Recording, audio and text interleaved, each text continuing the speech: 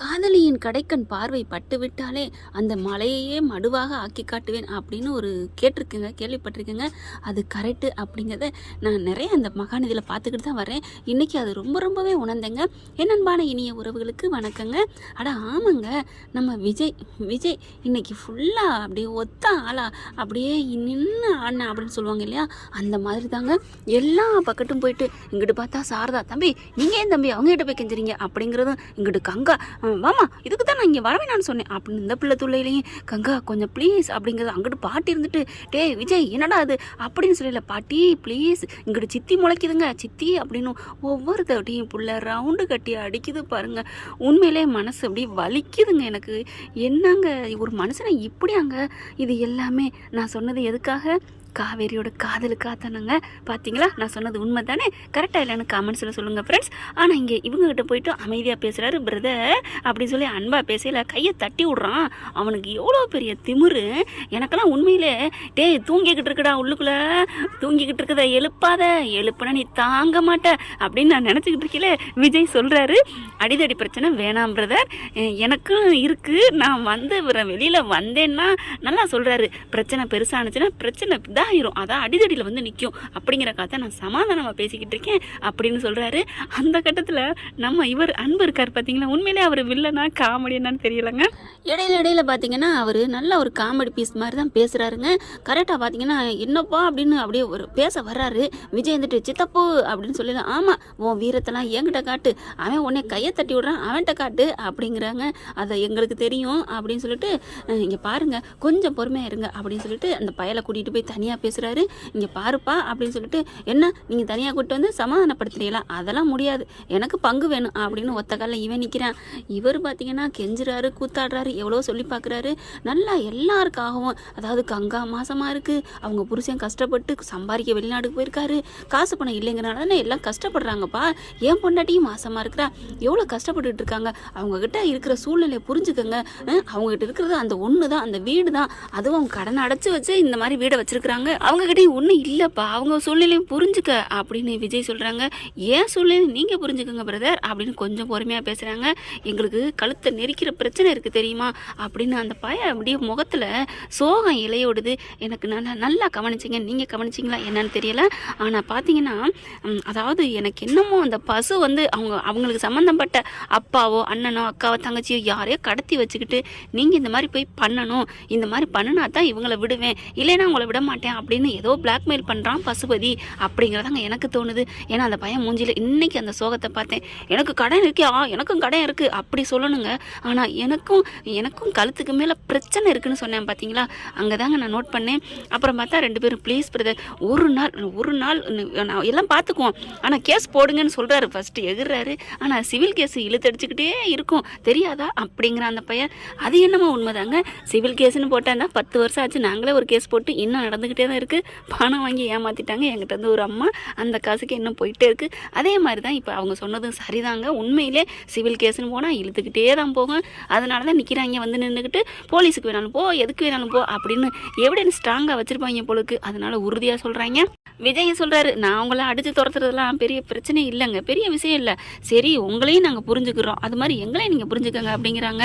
அதெல்லாம் முடியாதுங்க, நாங்கள் காசு வாங்காமல் போக மாட்டோம் அப்படின்னு தான் சொல்கிறாங்கன்னா, சரி ஒரு நாள் இருங்க பேசிக்கலாம் அப்படின்னு சொல்லிட்டு கூட்டிகிட்டு வராரு. அடுத்து இங்கே வந்தகையோட உள்ளுக்குள்ளே போகிறாரு. அத்தை ஒரு நிமிஷம் பேசாமல் கொஞ்சம் இருங்க பொறுமையாக, ஆனால் கங்கா வேகமாக வாமா வீட்டுக்கு போவோம், எதா இருந்தாலும் நம்ம வீட்டில் வச்சு பேசிக்கலாம். அது என்னமோ கங்கா சொல்கிறது சரிதான், இன்னைக்கு வந்து இப்போ பேசுனது அது நியாயம்தான், யாராக இருந்தாலும் அந்த வார்த்தை தான் வரும். இது எதுக்குங்க நம்ம இருக்கிற இடத்த விட்டுட்டு இன்னொரு இடத்துல அதை விட பெரிய பிரச்சனையை தாங்கிக்கிட்டு இருக்கணும் அப்படின்னு தான் அந்த பிள்ளைங்க கூப்பிடுது. ஆனால் விஜய் பாவங்க காவேரிக்காக என்னென்ன பாடுபடுறாரு. அடுத்து போயிட்டு பார்த்தீங்கன்னா பாட்டிக்கிட்ட போய் தனியாக பேசணும்னு சொல்லி கூட்டிகிட்டு போகிறாங்க. சித்தப்பும் பின்னாடியே போகுது. இந்த கொடுக்கு எதுக்கு பின்னாடி வரணும், கட் பண்ணிட்டு போகணும்ல. ஆனால் பேசாமல் தான் போகிறாங்க. போயிட்டு கையை பிடிக்கிறாரு, காலை பிடிக்கிறாரு. ப்ளீஸ் ப்ளீஸ் ப்ளீஸ் பாட்டி, எனக்காக பாட்டி, இன்னும் ஒரு நாள் அவங்க தங்கிட்டு போட்டு. என்னது அவங்க இங்கே தங்குறாங்களா, யாரா அவங்க, எதுக்கடா தங்கணும் அப்படி இப்படிங்கிறாங்க. இங்கே சாரதாவே தங்குறதுக்கு நான் ரைட்ஸில் எங்கிறேன், இவங்க எதுக்கு தங்கணும்.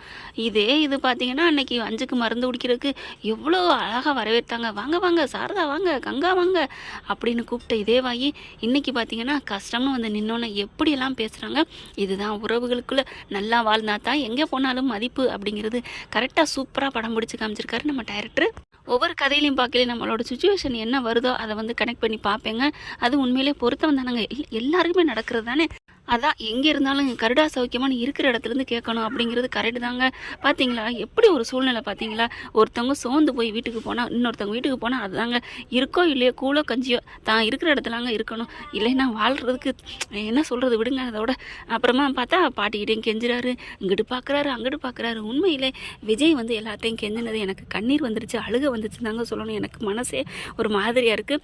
ஆனால் உள்ள காவேரி அப்படியே பார்க்குது நமக்காக எவ்வளோ கஷ்டப்படுறாரு அப்படின்னு சொல்லிக்கிட்டு அதுக்கப்புறம் பாட்டி ப்ளீஸ் பாட்டி உங்கள் காலில் விழுகிறேன், இன்னைக்கு ஒரு நாள் அவங்க இருக்கட்டும், அதுக்கப்புறம் சரி பண்ணிடுறேன் அப்படிங்கிறாரு. என்னமோ போடா அப்படிங்கிறாங்க. சித்திக்கிட்டையும் போய் கெஞ்சுறாரு, நீங்கள் எனக்கு எவ்வளவோ நல்லது பண்ணியிருக்கீங்க சித்தி, அப்படி சித்தி இப்படி சித்தி அப்படி இப்படின்னு கெஞ்சுறாரு. பாட்டிக்கிட்ட கெஞ்சுங்க ஓகே, சித்தியெல்லாம் உங்களுக்கு அனுமதி கொடுக்கணுமா தேவையா? அவங்ககிட்டலாம் போய் ஏன் கெஞ்சுறாருன்னு தெரியல. அதுக்கப்புறம் அதில் துள்ளுறாரு, ஊங்குறாரு. சித்தப்பா பேசாம இரு அப்படிங்கிறாரு. அவர் சொன்னது மாதிரி சித்தப்பா கிட்ட தான் ஏறுறாரு. அதுக்கப்புறம் அவங்க 2 பேரும் எப்படியோ போய் தொலைங்க அப்படின்னு போயிடுறாளுங்க ஆத்தாலும் மகளும். அப்புறம் தாத்தா அப்படிங்கிறாரா. தாத்தாவும் அப்பப்போ என்னடா விஜய் இதை தான் சொல்கிறாரு. தாத்தா என்ன தாத்தா பாட்டியும் சித்தியும் நான் அவங்கள பார்த்துக்கிறேன் அப்படின்ட்டு போகிறாருங்க. பரவாயில்ல தாத்தா வாழ்க அப்படின்னு சொல்லலாம். அதுக்கப்புறம் வந்துட்டு இருக்காங்களா, பின்னாடியே சித்தப்பு வருது.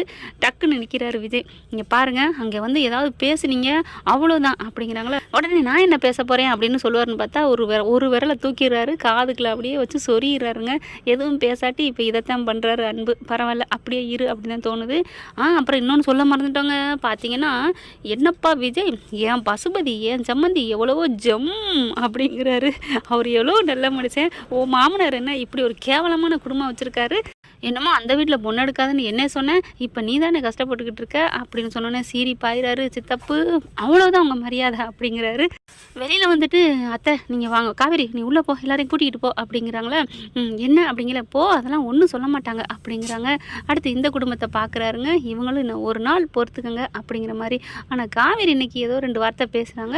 இங்கே பாருங்கள் பொறுமைக்கும் ஒரு அளவு உண்டு, நீங்கள் ரொம்ப பேசிகிட்டு இருக்கீங்க அப்படின்னு சொல்லிட்டு காவேரி கத்துறாங்க. என்ன நினச்சிட்டு இருக்கீங்க, என்ன இருக்குன்னு நினைக்கிறீங்க அப்படின்னு கத்துறாங்களா. பயங்கரமாக 2 பக்கட்டும் ஊடல் போயிட்டுருக்கு. அடுத்து பயங்கரமாக 2 பக்கட்டும் சண்டை போயிட்டுருக்குங்க. விஜயும் காவேரியும் பேசி பேசி ஊடல்னு வருது பாருங்க சண்டையை கூட. அடுத்து இங்கே என்ன கெஸ்ட் ஹவுஸில் தங்குங்கன்னு சொல்லி போய் இங்கே விஜய் வந்து அவங்களெல்லாம் தங்க வைக்கிறாங்க. தங்க வச்சுட்டு இவங்களை உள்ளே கூட்டி போகிறாங்க. கங்கா மட்டும் மூஞ்சி தூக்கிக்கிட்டு இது தேவையாமா நமக்கு அப்படி இப்படின்னு கத்த, கொஞ்சம் பொறுமையாயிருடி அந்த தம்பி பாவம் இல்லையா அப்படின்னு சொல்லிட்டு சமாதானப்படுத்துகிறாங்க. அடுத்து காவேரி வந்து விஜயை பார்த்து அப்படியே ஒரு மாதிரியை பார்க்குறாங்க. ஏன் அப்படின்னு சொல்லி அழுகுறாங்க. இங்கே பாரு அழுகிறவெல்லாம் வச்சுக்கக்கூடாது, எதுக்கு மாமா இருக்கேன் அப்படிங்கிற கட்டி பிடிச்சிக்கிறாங்க. இல்லைங்க நீங்கள் இவ்வளோ கஷ்டப்படுறீங்க எனக்காக அப்படிங்கிற. ஆமாம் நீ சொல்கிறது சரிதான், உனக்காகத்தான் என்னடி அப்படிங்கிறாங்க. நான் தான் அன்னைக்கே சொல்லிட்டேன், நீ வேற நான் வேற இல்லை, உனக்கு வர்ற பிரச்சனை அது எனக்கும் வர்ற மாதிரி தான், இது ஏன் பிரச்சனை காவேரி நான் பார்த்துக்கிறேன் விடு அப்படிங்கிறாரு. வேணும்னா சொல்லு அவங்களுக்கு வேணால் காசை கொடுத்து அனுப்பிடுவோமா அப்படின்னு சொன்னகையோட அதெல்லாம் வேணாம் அப்படிங்கிறாங்க. அதனால தான் சொல்கிறேன் முறைப்படி அவங்க உண்மையிலே அவங்களுக்கு நியாயம் இருக்குன்னா பண்ணிக்கலாம், அப்படி இல்லையா நம்ம பார்த்துக்கலாம் காவேரி, இந்த மாமா இருக்கில் நீ ஏன்டா பயப்படுற அப்படின்னு சொல்லல எனக்கு ஒரு மாதிரியாக இருக்குது அப்படின்னு கட்டி பிடிச்சிக்கிறாங்க. ஓகே ஃப்ரெண்ட் பார்க்கலாம் என்ன நடக்க போகுதுன்னு. இந்த பதிவு உங்களுக்கு பிடிச்சிருந்துச்சுன்னா உங்கள் பொண்ணான கையில் ஒரு லைக்கை போட்டு சப்ஸ்கிரைப் பண்ணிடுங்க. Thank you friends.